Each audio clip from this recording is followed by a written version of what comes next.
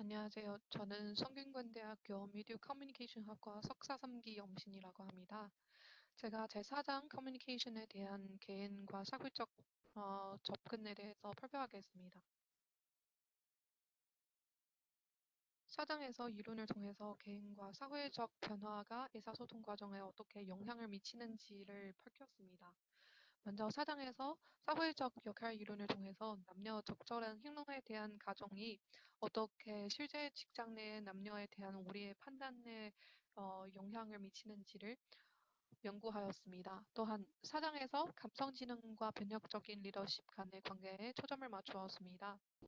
제 세 번째 이론은 사람들이 의사소통에 대해 다른 신념이 가지기 때문에 다른 방식으로 소통하는 것을 주장하는 메시지 디자인 논리입니다. 마지막으로 상호작용적 관점을 사용하여 직장의 세대 차이를 분석하였습니다. 4장을 읽고 이상 문제들을 답할 수 있습니다. 제4장의 내용은 Nature과 Nurture, 자연과 양육 이런 철학의 기본적인 질문에 대한 토론부터 시작하였습니다. Nature과 Nurture는 선천성과 후천성으로 번역하면 더 쉽게 이해할 수 있는 것 같습니다. 자연과 양육에 대한 논쟁은 주로 사람들의 행위, 품질, 그리고 의사소통 방식 같은 개인 특질이 선천적인지 아니면 그들이 후천의 환경이나 생활 방식에 의해서 습득하는 것인지의 문제에 집중하였습니다. 자연 측면에 논증하고 있는 학자들은 대부분 커뮤니케이션에 관한 연구들은 사회적 규칙과 역할이 의사소통 과정에 어떻게 영향을 미치는지에 초점을 맞추었다고 주장합니다.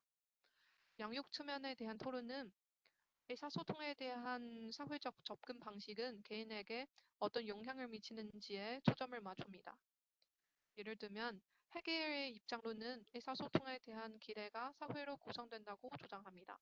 또한 입장 이론은 사람들의 생활의 차이가 사회적, 경제적, 상징적 능력의 불균형에서 비롯된다고 주장합니다. 입장론으로 보면 비슷한 관점과 이해를 가진 사람들이 같은 입장을 가집니다. 다른 편에 점점 더 많은 커뮤니케이션 학자들이 강한 진화 메커니즘, 특히 요전하기 커뮤니케이션 실천에서 적용한다는 것을 인식하고 있습니다. 예를 들면 PT와 메카로스키의 공공생물학 방법은 신경생물학적 구조가 사람들의 서로 다른 품질이나 특성을 생성하고 이런 품질과 특성이 유전적이며 품질과 특성이 의사소통 행동의 변화를 유발한다고 주장합니다. 그런데 유전자 학자 메코로스키는 이런 인간의 품질과 특성이 유전적 근거가 있는데 사회 환경이 꼭 역할을 한다고 주장합니다.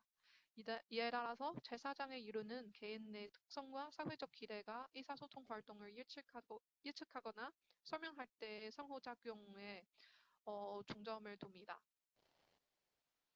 첫 번째 이론은 성별의 사회적 역할 이론입니다.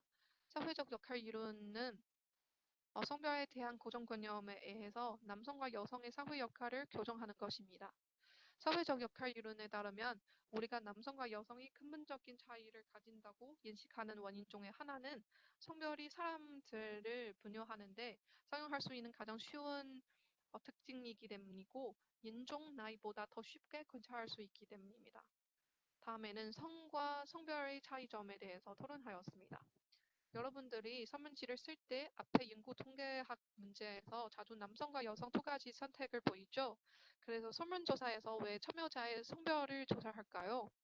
그 원인은 남성과 여성이 메시지과 의사소통 모델이 다르고 남성과 여성이 실질적인 차이가 있는 것입니다. 사회적 역할 이론으로 보면 성은 유전적으로 결정된다고 가정하고 그것은 사람의 생물적 구성입니다. 사람은 꼭 남성 XY 염세체 아니면 여성 XX 염세체 중에 하나입니다. 그래서 성은 임신 단계에서 결정되는 생물학적 범주이지만 성별은 훨씬 더 유동적이고 여성과 남성의 속성에 대한 합의된 믿음입니다. 사람들이 남성과 여성에 대한 고정관념은 주로 공공성과 대리성 두 가지 측면에 있습니다. 공공성 품질은 애정 표현을 통해서 타인에 대한 관심을 나타내고 동정심, 도움, 감수성, 교양, 분위를 나타내는 행동이 포함됩니다. 반면에 대리성 범죄에는 적극적이고 지배적이고 자신감 있고 야심차고 강압적인 것이 포함됩니다. 공공성의 속성은 여성과 관련되어 있는 반면에 대리성 행위는 남성들과 연관되어 있습니다. 사회적 역할 이론은 사람들이 성별 역할과 개인의 성격 사이에서 이러한 연관성을 가정한다고 주장합니다. 즉, 우리는 여성이 공감과 도움을 주는 반면 남성은 자신감과 조장력을 보여주기를 기대합니다. 반대되는 증거에 직면해야 할 때에도 사람들은 사회적 역할 기대를 집착합니다. 다음에는 역할 일치 이론과 리더십 부분입니다. 리더십은 남성적인 용어로 가장 자주 설명되기 때문에 사회적 역할 이론은 조직 리더십 영역에서 성별 차이에 초점을 맞추도록 확장되었습니다. 역할 일치 이론은 직장에 있는 여성 리더들이 두 가지 유형의 편견을 경험할 가능성이 높다는 것을 시사합니다. 첫 번째는 서술적 편견이고 두 번째는 교범적 편견입니다. 서술적 편견은 여성이 대리적인 본질이 부족하기 때문에 남성보다 리더십 잠재력이 떨어진다는 고정관념을 말합니다. 규범적 편견은 여성에 대한 실제 평가가 남성보다 덜 효과적이라는 것을 말합니다. 연구 결과에 따라서 이런 편견들이 사실에 근거하는 것이 아닌데 이런 역할 불균형 때문에 여성들이 남성들보다 직장에서 리더가 되는 가능성이 실제로 낮다고 예측할 수 있습니다. 다음에는 의사소통의 실제 차이를 토론하였습니다. 사람들은 남성과 여성에 대해 고정관념을 가지고 이런 고정관념에 의해서 실제 생활 중에 남성과 여성을 평가하지만 커뮤니케이션에 관한 연구에 따르면 의사소통의 차이는 생리적 성별의 차이에 의해서 생긴다는 관점을 지지하는 사람은 거의 없습니다. 캐너리과 하우스의 연구에서 한 사람의 생물학적 성별이 의사소통 행동에서 1% 미만의 차이를 차지한다는 것을 발견했습니다. 이는 99%의 의사소통 행동의 차이는 다른 요인에 의한 가능성이 크다고 의미합니다. 다음에는 감성지능과 변혁적 리더십입니다. 감성지능은 두 번째 개인과 사회적 품질의 상호작용에 초점을 맞춘 이론입니다. 고만은 감성지능은 자신과 타인의 감정을 감시하는 능력이 IQ보다 더 강하다고 주장하고 그가 스타 배우와 보통 배우 간의 차이는 거의 90%가 감성지능 때문이라고 주장합니다. 다른 학자 세로웨와 메이는 감성지능 이론을 개발하였고 감성지능을 개인의 문제 해결과 관계 유지의 능력으로 설명하였습니다.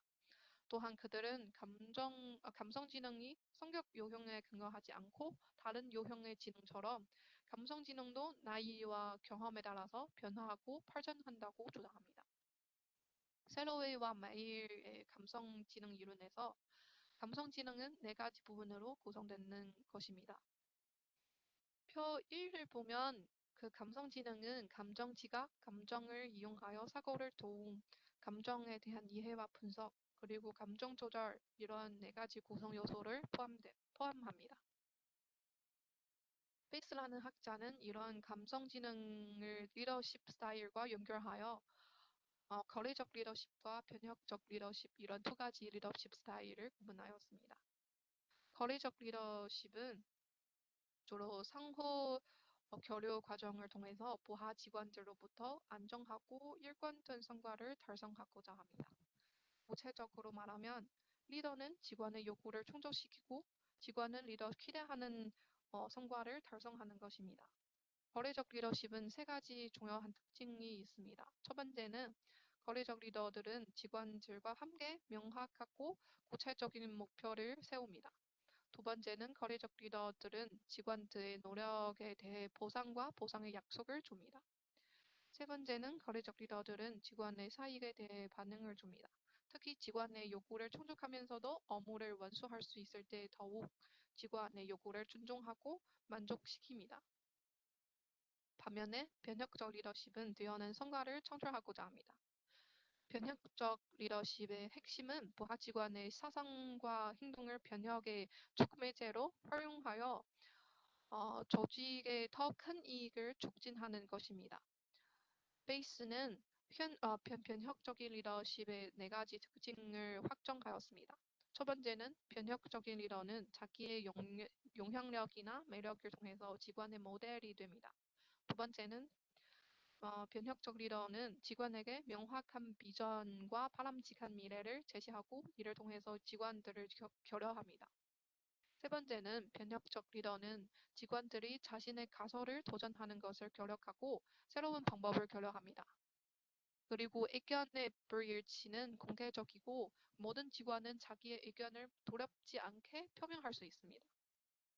네 번째는 변혁적 리더는 각 직원의 요구와 능력을 고려하고 각 직원의 발전과 지도를 지원합니다. 승권 연구에 따르면 현대 상업 환경에서 변혁적 리더십은 거래적 리더십보다 더 큰 성과와 관련하기 때문에 더 우월적입니다.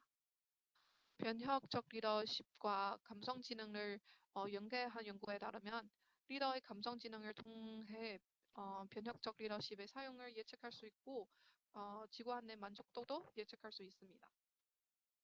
다음에는 메시지 디자인 논리 부분입니다. 모든 사람은 노력하지 않는 동료나 부하를 만나야 하는 도전을 직면해야 합니다. 메시지 디자인 논리를 통해서 의사소통이 이러한 상황을 처리할 때 직면하는 어려움을 이해할 수 있습니다. 오키프는 사람들은 의사소통에 대해 다르게 생각하기 때문에 그들은 다른 종류의 메시지를 구성한다고 주장합니다. 메시지 디자인 논리는 사람들이 의사소통에 대한 신념이고 그는 반대로 생각을 메시지 구성과 연결합니다. 오키프는 메시지 디자인 논리를 표현적, 전통적, 그리고 수사적 이런 세 가지 유형으로 구분하였습니다. 먼저 표현 논리는 송신자 중심의 패턴이고 이런 패턴에 의존하는 사람들은 주로 자기 표현을 중시하고 그들의 소통 목표는 자신의 생각과 감정을 전달하는 것입니다. 표현적 메시지 디자인 논리를 사용하는 사람들은 자신의 생각을 억제하기 어렵고 그들은 전략적인 소통 방식보다 개방적, 성실적, 명확적인 의사소통을 더 선호합니다. 이러한 의사소통자가 상황이나 적절한 행동에 거의 신경을 쓰지 않고 그들은 마음속에 있는 것을 바로 말해야 합니다.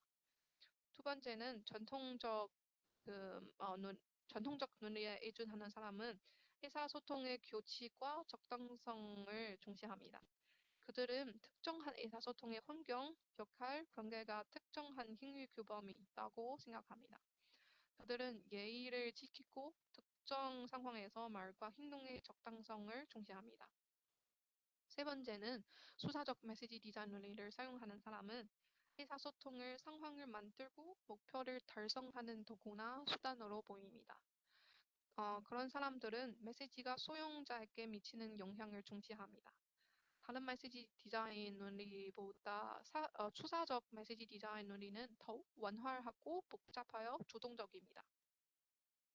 다음에 메시지 디자인 논리의 기본 설정 부분에서 사람들은 가진 메시지 디자인 논리의 차이로 인한 잘못한 의사소통의 형태를 제시하였습니다.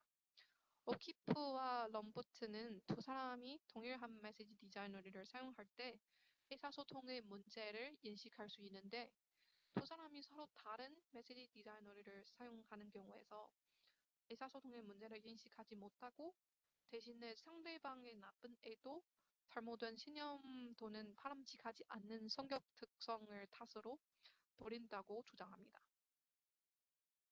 예를 들면 표 2에서 전통적 메시지 디자인 논리를 가진 사람이 표현적 메시지 디자인 논리를 사용하는 사람과 소통할 때 그의 직접적이고 예의가 없는 표현에 대해서 당황스럽고 불적당하게 인식할 수 있습니다. 또한 수사적 메시지 디자인 논리를 사용하는 사람은 전통적 메시지 디자인 논리를 사용하는 사람을 지나치게 엄격하고 보수적으로 인식할 수 있습니다. 다음에는 직장 세대 간 상호작용에 관한 연구입니다. 1967년에 파로알토에 있는 정신연구소의 정신과 전문가들은 한 책을 출판하였고 안에서 정신분열장애 원인을 연구하였습니다. 왓츠라윅 등 학자들은 이런 정신과 전문가의 관점에 근거하여 많은 커뮤니케이션학의 공리와 가설에 의해서 인간 의사소통 모델을 제출하였습니다. 첫 번째 공리는 사람들은 의사소통하지 않을 수 없다는 것입니다. 두 번째 공리는 모든 의사소통이 내용과 관계 두 가지 수준을 모두 가지고 있다는 것입니다. 사람들은 언어나 비언어의 수단으로 소통할 때 그들은 특정한 내용과 상대방 간의 관계나 지위를 전달합니다. 세 번째 공리는 사람들이 의사소통 과정 중에 구도점의 사용에 초점을 맞춥니다. 와츠라윅 학자에 따라서 사람들은 상호작용 행위를 인과관계로 이해한다고 주장합니다. 즉, 당신은 한 사람에게 하는 말, 실시하는 행동이 다 원인이 있습니다. 그래서 다른 사람이 저한테 명령할 때 제가 먼저 저 자신의 태도가 좋지 않아서 그가 이런 명령을 말투를 쓰는지를 고려할 수 있습니다. 의사소통자가 똑같은 상호작용 행위에 대한 다른 인과관계를 지각하기 때문에 오해가 발생할 수 있습니다. 구도점도 유사한 효과가 있기 때문에 사람들이 구도점에 대한 감지 차이에 의해서 오해가 생길 수 있습니다. 네 번째 공리는 의사소통에서 디지털과 아날로그 코드가 모두 필요하다는 것입니다. 와츠라윅 등 학자들은 비언어적 소통은 행동과 제스처뿐만 아니라 또 자세, 표정, 음소리, 단어의 순서, 글자체 등 것을 포함하다고 주장합니다. 마지막 공리는 의사소통은 대칭적일 수 있고 보완적일 수도 있습니다. 의사소통자들이 같은 방식으로 행동할 때 그들은 대칭적인 패턴을 사용하고 있고 의사소통자들이 다른 방식으로 행동할 때 그들은 보완적인 패턴을 사용하고 있습니다. 이런 5가지 공리가 결합하여 의사소통의 잘못된 원인을 설명할 수 있습니다. 사장의 마지막 부분에서 세대가 무엇인지에 대해서 설명하였습니다. 트렌쥐과 캠베어는 각 시대의 역사와 문화는 모르는 사이에서 각 시대의 사람들에게 영향을 미친다고 주장합니다. 이 부분에서 주로 미국 직장에서 4가지 세대의 차이를 비교하고 설명하였습니다. 표 3은 베테랑 세대, 베이비붐 세대, X세대와 밀레니얼 세대 간의 차이를 보여주었습니다. 이 표를 보면 밀레니얼 세대, 즉 현세대 사람들은 직장에서 성공을 취득하기 위해서 일하고 그들은 내재적인 보상보다 즉시 칭찬, 기회와 지위 같은 외재적인 보상을 더 선호합니다. 현세대의 사람이 자기의 성공과 실패는 자신의 책임 아니고 리더의 책임으로 보이기 때문에 그들은 리더의 칭찬이나 격려를 더 필요합니다. 현 세대 사람들은 다른 세대 사람들의 책임감을 안 보이는데 연구 결과에 따라서 밀레니얼 세대 사람들은 그들의 월 정도가 다른 세대보다 높고 심리 건강 서비스를 더 필요하다는 것을 검출하였습니다. 연구에 따라서 밀레니얼 세대는 직업에 대한 선택이 더 원활하고 집이나 커피숍에서 진행할 수 있는 온라인 직업을 더 선호합니다. 마지막으로 RStudio를 통해서 사장의 내용에 대해 시각화 분석을 진행하였습니다.